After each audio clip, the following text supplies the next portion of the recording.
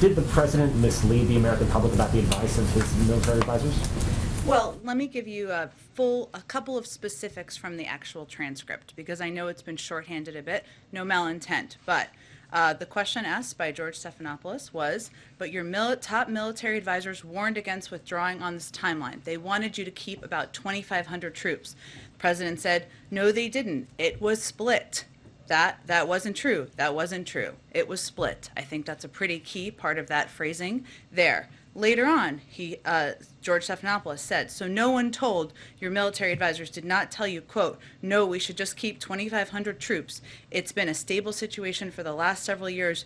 We can do that. We can continue to do that. No, no one said that to me that I can recall. I would note today, in the testimony that was given by Secretary Austin, by General Milley, they made clear, Secretary Austin specifically said, if you stayed there at a forced posture of 2,500, certainly you'd be in a fight with the Taliban and you'd have to reinforce. So what should everybody take from that? There was a range of viewpoints, as was evidenced by their testimony today, that were presented to the president, that were presented to his national security team, as would be expected, as he asked for. He asked for a clear-eyed, didn't ask them not to sugarcoat it, what their recommendations were. It was also clear to him that that would not be a long-standing recommendation, that there would need to be an escalation, an increase in troop numbers. It would also mean war with the Taliban, and it would also mean the potential loss of casualties. The president was just not willing to make that decision. He didn't think it was in the interest of the American people or the interest of our troops.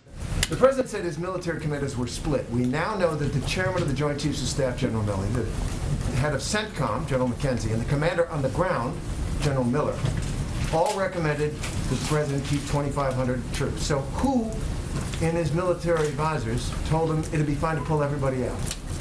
I'm not going to get in specific details of who recommended what, but I would reiterate a little bit of what I conveyed before, which is that there were recommendations made by a range of his advisors, something he welcomed, something he asked them to come to him clear-eyed about, to give him candid advice.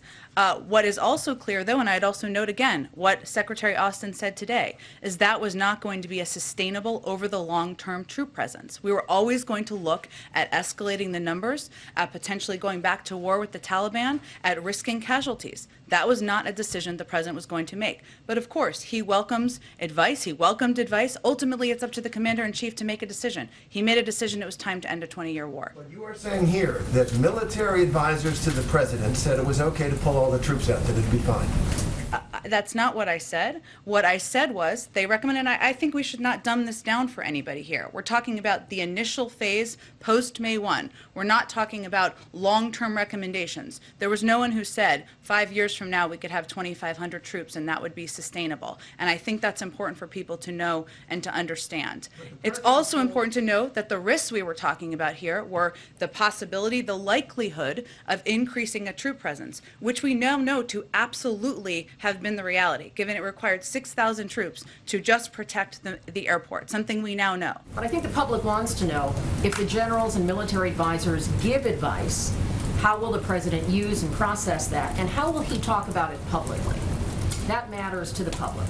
Did the president convey accurately what these generals were saying to him?